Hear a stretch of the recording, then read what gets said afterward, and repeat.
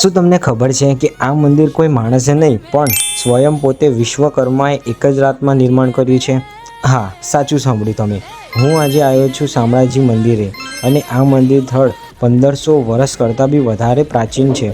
અને આ મંદિરના નીચે એવા પાયા છે, એવા પથ્થર છે જે હજારો વર્ષ નદીના પ્રવાહો સામે અડીખમ ઊભા છે.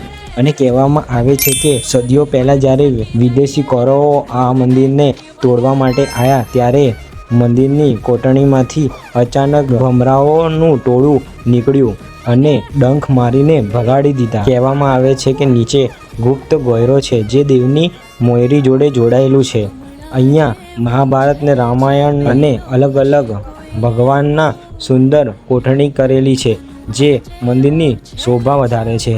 અને જતાં આરપી અમદાવાદીને ફોલો કરીને જજો, કેમ કે આવા વિડીયો તમને મારી આઈડીમાં જોવા મળશે. અને મળીશું આવા જ વિડીયોની સાથે. ત્યાં સુધી કમેન્ટમાં તમે અહીંયા આવ્યા છો કે નહીં એ કહેવાનું ભૂલતા નહીં. મળીશું આવા જ વિડીયો સાથે.